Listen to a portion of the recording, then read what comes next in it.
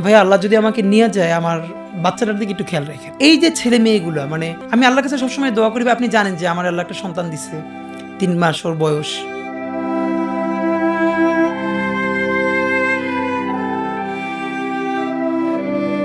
চুরির মতো হামলা করার মতো বলা আমরা না।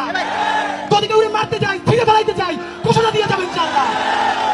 আমি এইখান থেকে নড়ার আগে, এইখানে যদি বোমা মারে আপনারা কেউ নড়বেন, সবার আগে আঘাত আমার উপরে আসতে হবে। সরকারের প্রত্যেক উপদেষ্টার নামে একটা করে কফিন যাবে। এই উপদেষ্টার জন্য যেই কফিন বরাদ্দ থাকবে সেইটার সামনে তার ছবি থাকবে। কারো যদি স্বাস্থ্য বেশি ভালো হয় আগে জানাইবেন, তাহলে একটু কফিনের সাইজ বড় করব।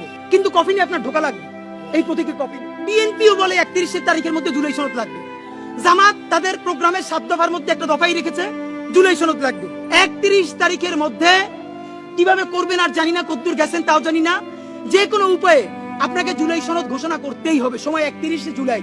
যদি শহীদ পরিবার বলে এই বিচার করার জন্য এখন আমরা সংসদ অভিমুখে রওনা করব, আমরা তাদের সাথে যাব।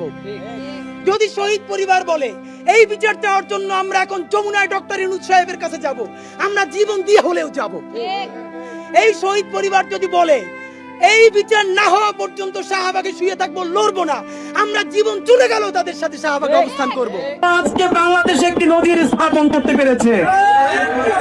আমরা প্রথমত এই আন্তর্জাতিক অপরাধ ট্রাইব্যুনালের পুরো টিমকে সমস্ত জুলাইয়ের শহীদ পরিবারের পক্ষ থেকে অশেষ দোয়া এবং সম্মান জানাচ্ছি।